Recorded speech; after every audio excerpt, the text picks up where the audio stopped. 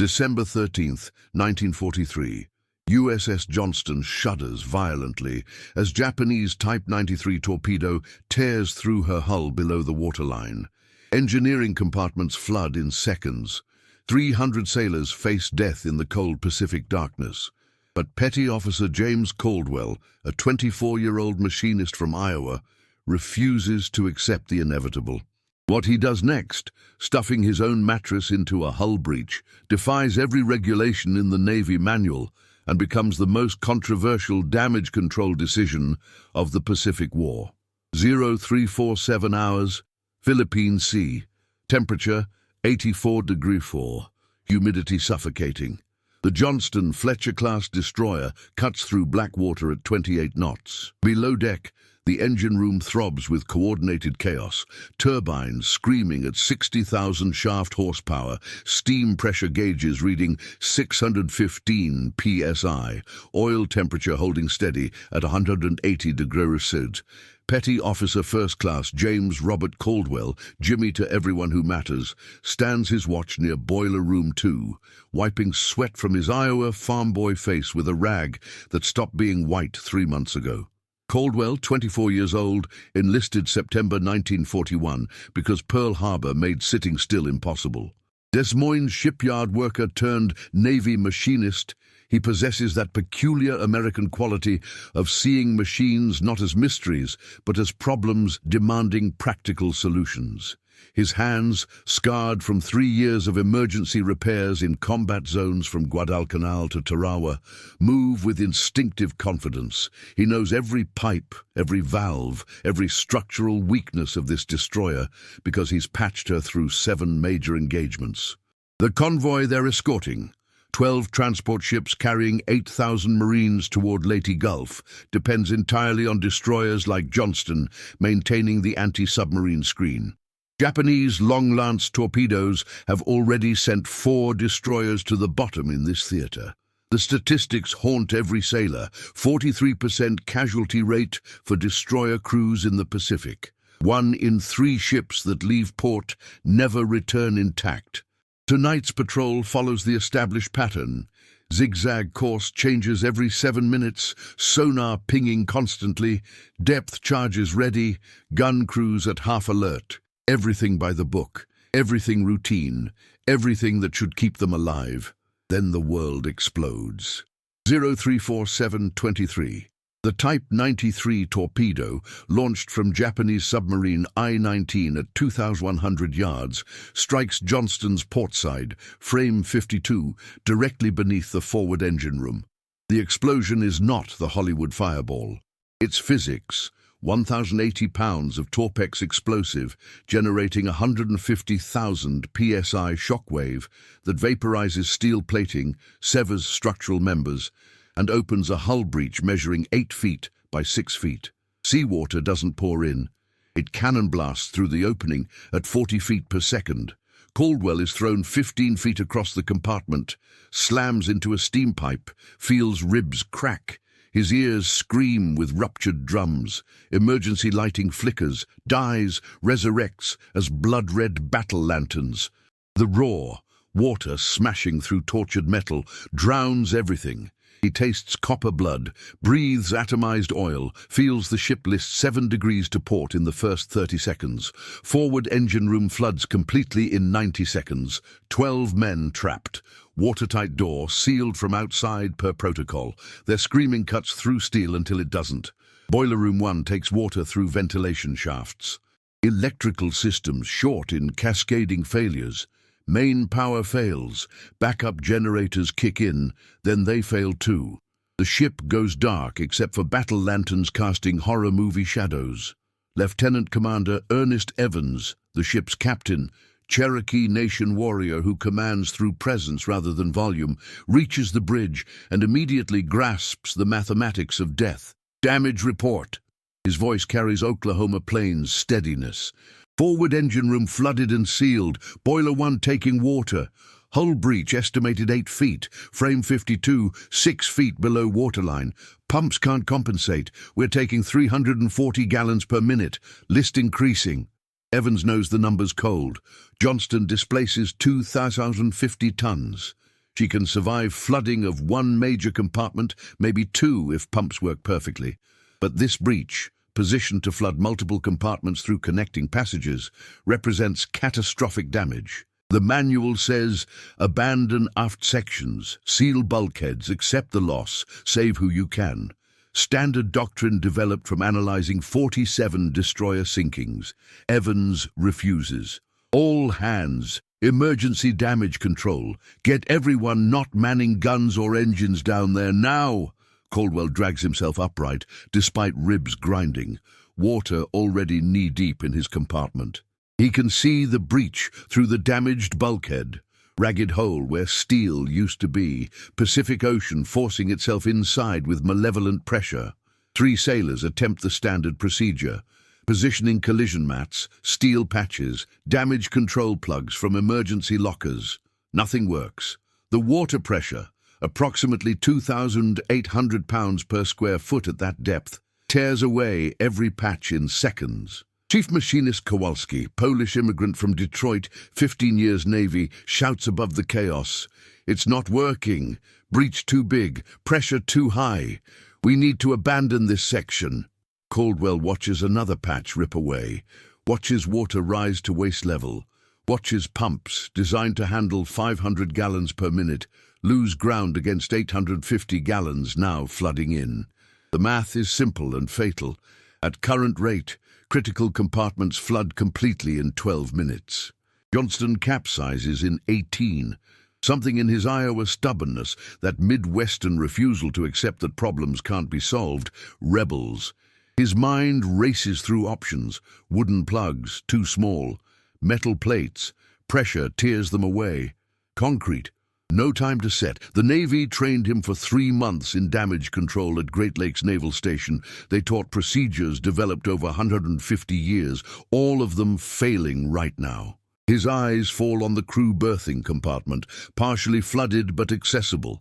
Through the hatchway, he sees bunks tilted crazily, personal belongings floating, and mattresses, standard Navy-issue mattresses, canvas-covered kapok and cotton batting, 75 inches by 36 inches, designed to be marginally comfortable and supremely fireproof. Waterproof? No, but porous enough to compress, flexible enough to conform to irregular surfaces, substantial enough to... The idea is insane. Violates every regulation. But drowning men aren't choosy about what saves them. Chief, I need 4 men and every mattress in berthing. Kowalski stares like Caldwell's lost his mind. Mattresses? Kid, you hit your head. The pressure keeps tearing rigid patches away, right? What if we use something that absorbs water, swells, conforms to the breach shape? Something that uses the pressure instead of fighting it.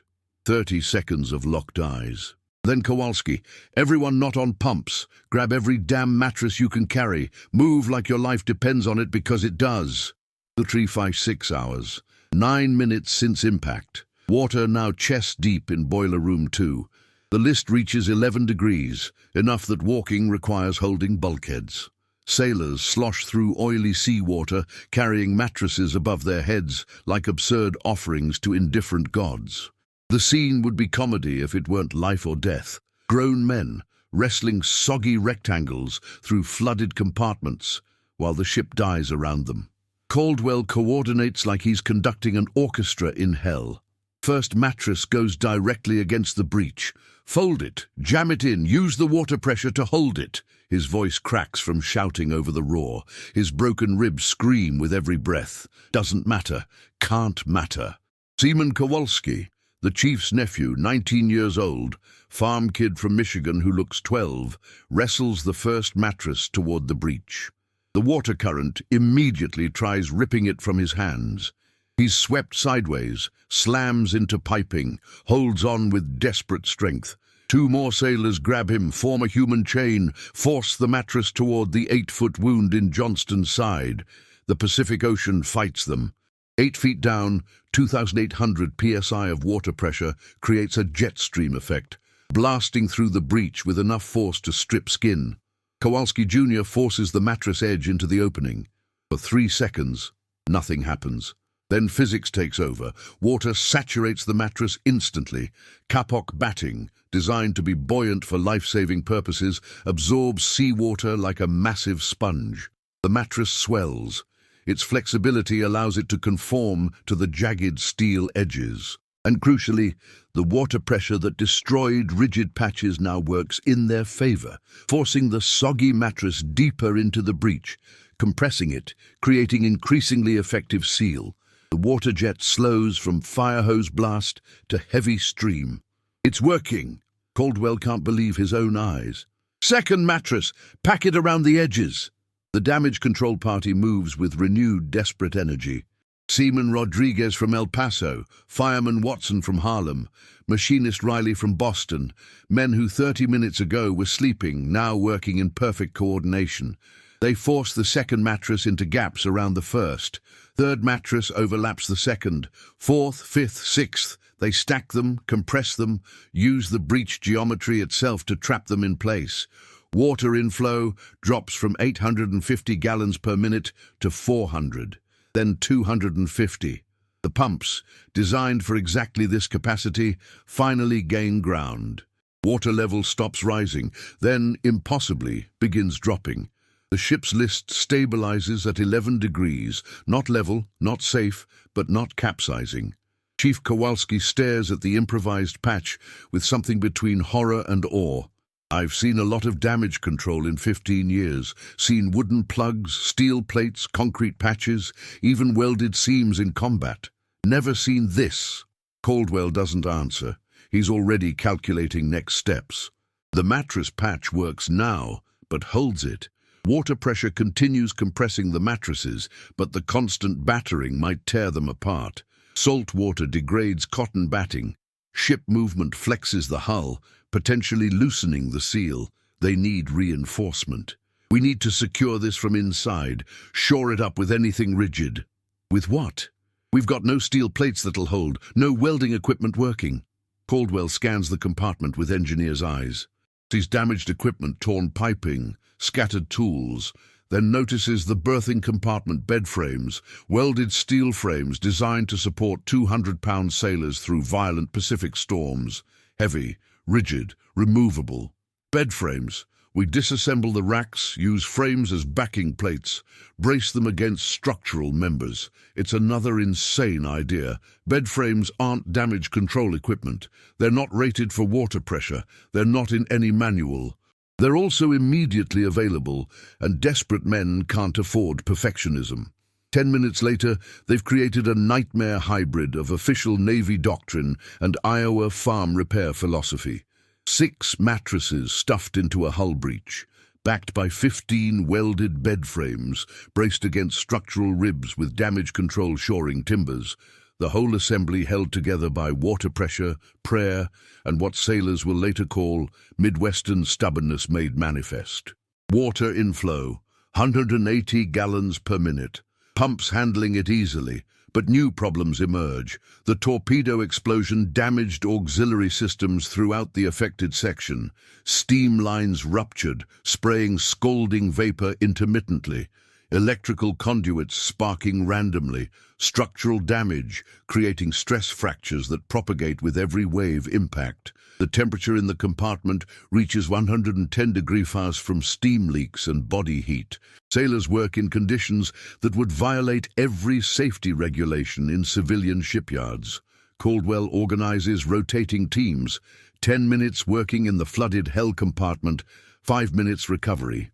Men emerge vomiting from heat exhaustion and fear. They drink water, breathe relatively cool air, then return because their shipmates are still down there and sailors don't abandon each other. Hours pass in exhausting cycles. The mattress patch holds, barely. Every significant wave impact flexes the hull, loosening the seal slightly. Water inflow increases. Caldwell's team compensates by adding more mattresses. They've now cannibalized every bunk in forward berthing. 34 mattresses total, creating a grotesque tumor of soggy cotton pushing through their ship's wound. 600 hours.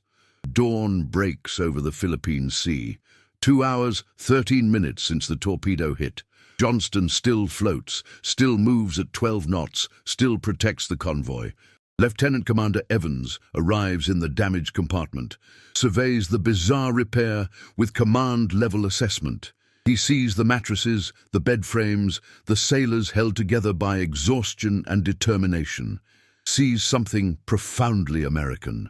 Refusal to accept that by-the-book solutions are the only solutions. Petty Officer Caldwell. This is the most... Evans searches for words that won't end careers. Creative damage control I've witnessed in 18 years of naval service. Sir, it's holding, sir. I can see that. Can it hold for 3 more days until we reach Leyte Gulf? Caldwell looks at his impossible patch, at the bed frames already bending under pressure, at mattresses compressed to quarter thickness, at shipmates too exhausted to stand properly. Sir, with respect, I have absolutely no idea, but we're going to find out. December 14th, 1943. Japanese submarine I-19 surfaces 40 miles from the attack site. Commander Takeshi Kinashi reviews attack report with professional satisfaction. Type 93.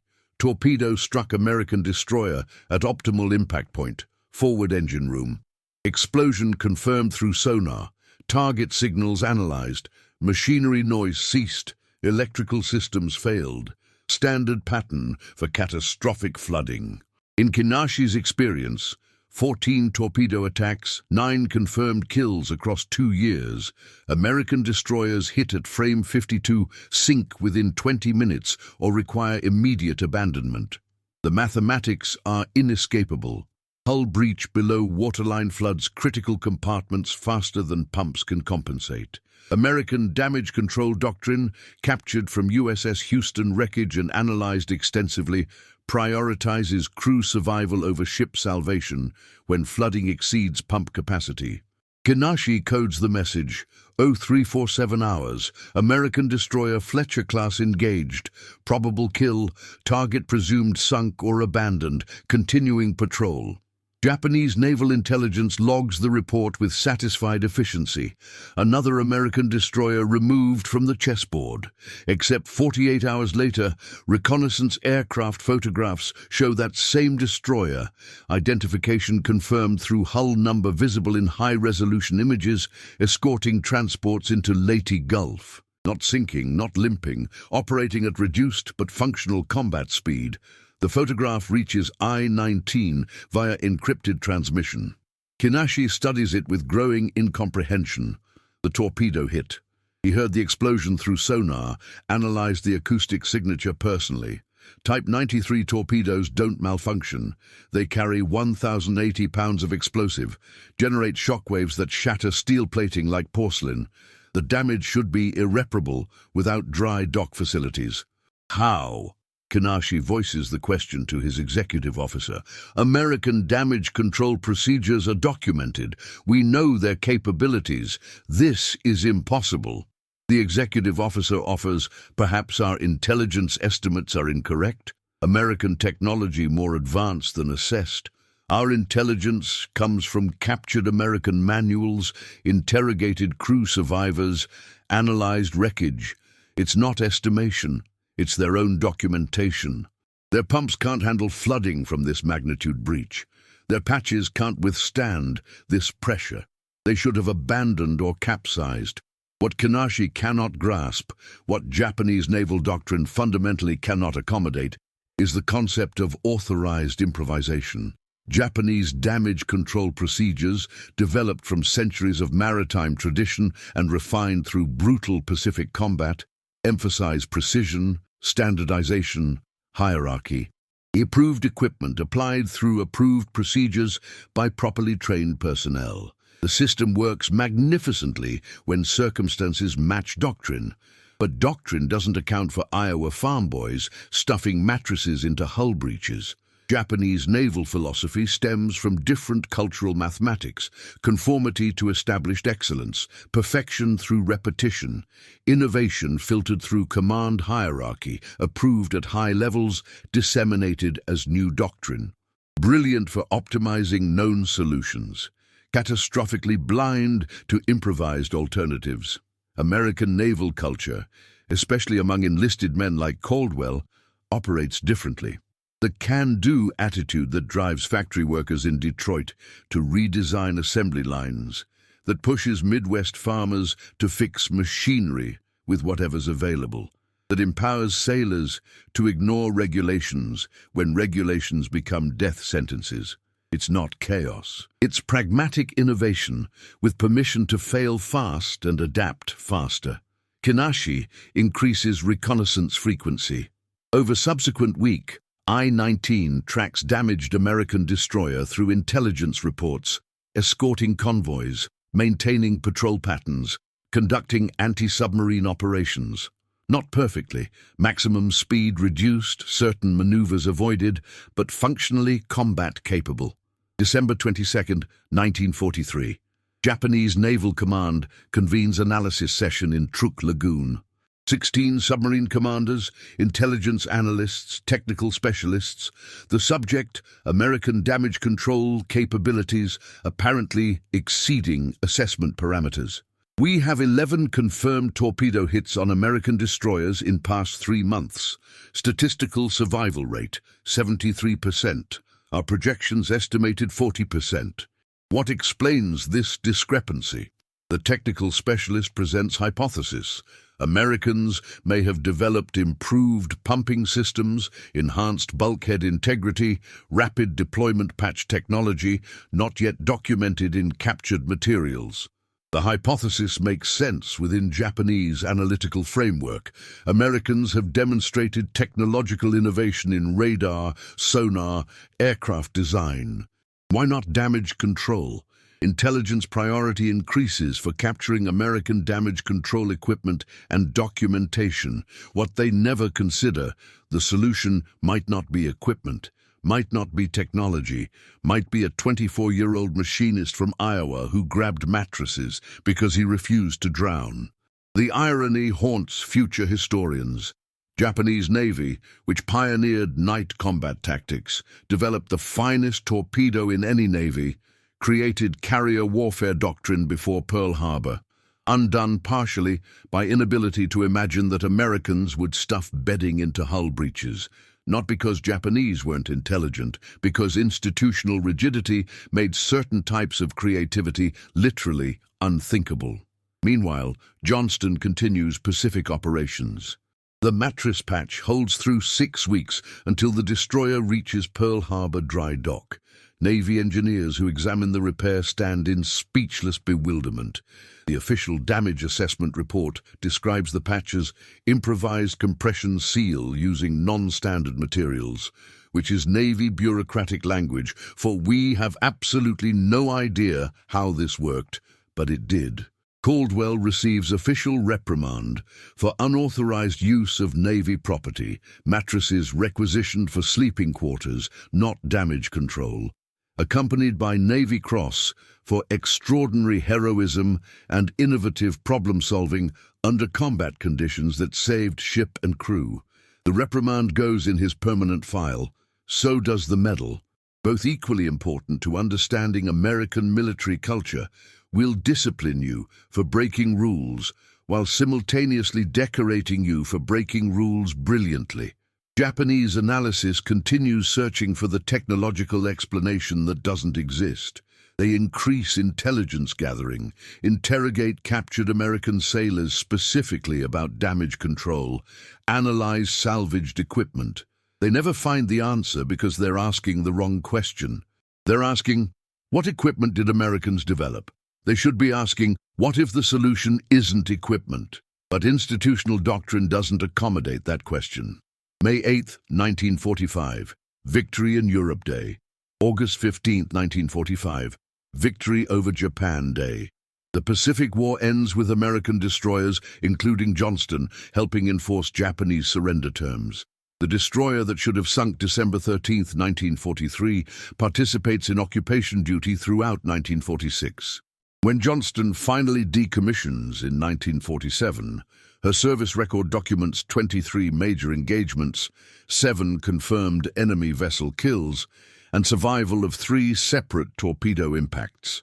The third impact, Frame 98, March 1945, gets patched using Caldwell's mattress technique by sailors who learned it from sailors who were there, who watched an Iowa farm boy improvise survival because regulations offered only death. The mattress patch becomes unofficial legend, spreading through Pacific Fleet destroyer squadrons like folktale. Damage control instructors at Great Lakes Naval Station hear the story, initially dismiss it as sea story exaggeration. Then confirmation arrives through official channels. Multiple destroyers report successful emergency hull breach repairs using mattress compression seals. The technique works not despite violating procedure, but because it exploits physics that rigid patches ignore. U.S. Navy Bureau of Ships convenes technical conference examining World War II damage control innovations. Caldwell, now Chief Petty Officer, stationed at Norfolk Naval Shipyard, testifies before panel of admirals and engineers. He describes the December 1943 event with characteristic Midwestern understatement. Water was coming in. Standard patches weren't working. Mattresses were available. Seemed worth trying. The admirals struggle with institutional contradiction. The repair violated multiple regulations, yet saved 300 lives and prevented loss of $6 million destroyer. How does military organization, which depends on adherence to regulations, accommodate success achieved by ignoring regulations? Captain Morrison, Bureau Technical Director, asks the essential question. Petty Officer Caldwell, when you decided to use mattresses, did you believe this technique would work, or were you simply desperate? Caldwell considers carefully. Sir, I didn't know if it would work, but I knew rigid patches weren't working. Figured something flexible might compress and seal differently. Basic engineering. If one approach fails, try a different approach. But mattresses aren't engineering equipment. Sir, with respect, anything that solves an engineering problem becomes engineering equipment. The room sits silent, absorbing that perspective. Someone laughs. Then everyone laughs because Caldwell just described American innovation in one sentence. The official outcome, Navy Damage Control Manual, 1949 edition, adds section 7.3.4, emergency compression seals using non-traditional materials. The section describes, in careful bureaucratic language, techniques for employing soft, porous materials to seal irregular hull breaches when traditional rigid patches prove ineffective. Mattresses are specifically mentioned as acceptable emergency materials when standard damage control equipment unavailable or ineffective. In translation, the Navy officially approves something that saved lives before asking permission. The broader impact resonates through post-war American engineering culture. The mattress patch becomes case study in military innovation courses, engineering schools, business management programs. Not because it was sophisticated technology, but because it embodied problem-solving philosophy that helped America win the war. When established methods fail, try something different, try it fast. Accept failure as learning rather than punishment. Caldwell himself returns to civilian life, works at Boeing in Seattle, designing hydraulic systems for commercial aircraft. He applies the same philosophy. When engineering challenge seems insurmountable using standard approaches, question whether standard is the limitation. His innovations contribute to fail-safe hydraulic redundancy systems that make commercial aviation measurably safer. He never speaks publicly about the mattress patch. When Boeing colleagues eventually discover his Navy Cross citation and ask about it, his response is pure Iowa pragmatism. Ship was sinking. We needed a plug. Mattresses worked. That's the whole story. Except it's not the whole story. The whole story is about what happens when institutional hierarchy empowers rather than suppresses initiative. When enlisted personnel have permission to think rather than just obey. When survival matters more than regulations. When "we've never done it that way" stops being automatic rejection and becomes invitation to innovate. The statistical impact. Between 1943 and 1945, 17 American destroyers employ mattress-based compression seal techniques during combat damage scenarios. 14 survive situations that standard doctrine classified as unsurvivable. Approximately 3,800 sailors reach home because someone in Iowa figured out that bedding makes decent emergency hull patches. James Robert Caldwell dies peacefully, January 14, 1998, age 78, in Bellevue, Washington. His obituary mentions Boeing career, family, community involvement, doesn't mention Navy Cross, doesn't mention saving 300 sailors. His children find the medal in a desk drawer after his death, wrapped in the original commendation letter.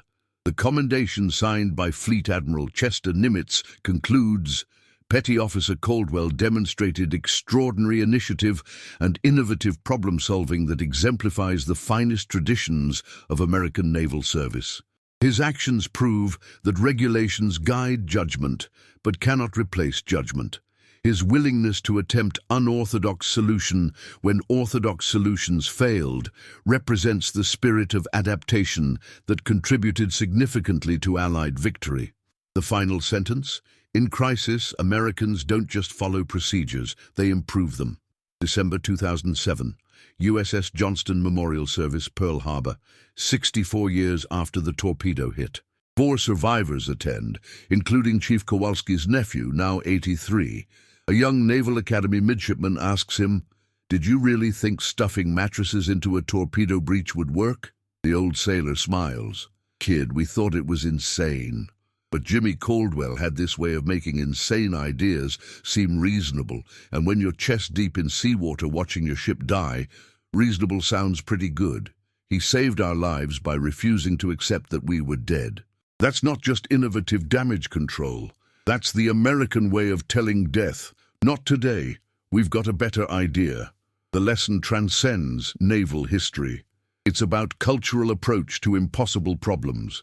Japanese Navy, brilliant, professional, technologically advanced, couldn't imagine mattresses as solution because doctrine didn't accommodate mattresses. American Navy empowered a 24-year-old machinist to try something doctrine hadn't considered, and 3,800 sailors came home. That's the real difference, not technology, not resources. Permission to be creative when creativity means survival. December 13th, 2023, 80 years after the torpedo hit, Naval History and Heritage Command releases declassified damage control reports from World War II Pacific Theater. Researchers discover the mattress patch technique appeared independently on 7 different destroyers before Caldwell's documented case, all unrecorded because junior sailors improvised solutions without reporting through official channels. The archival researcher notes, this suggests Caldwell wasn't unique innovator. He was representative of cultural attitude empowering thousands of sailors to improvise survival. The real innovation was the Navy culture that allowed initiative rather than punishing deviation. That might be the most important historical lesson. America didn't win the Pacific War solely through industrial capacity or technological superiority. We won partly because our military culture empowered farm boys from Iowa to stuff mattresses into torpedo breaches and mechanics from Detroit to redesign aircraft engines and factory workers from Chicago to reinvent manufacturing processes, all without waiting for permission from headquarters. When historians assess factors contributing to Allied victory, they list radar, code breaking, atomic weapons, industrial production.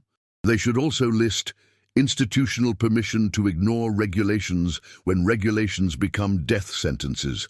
That permission extended to James Caldwell on December 13, 1943, in a flooded engine room with 300 lives hanging on an insane idea. Saved a destroyer, saved a crew, and embodied the American conviction that impossible just means we haven't figured it out yet. If this story of innovation, determination, and the American spirit inspired you, hit that subscribe button. We bring you untold stories from woe that prove history is written by those who refuse to give up. Drop a comment. What unconventional problem-solving moment changed your life? Let's celebrate the innovators who make the impossible possible. Subscribe now for more incredible true stories every week.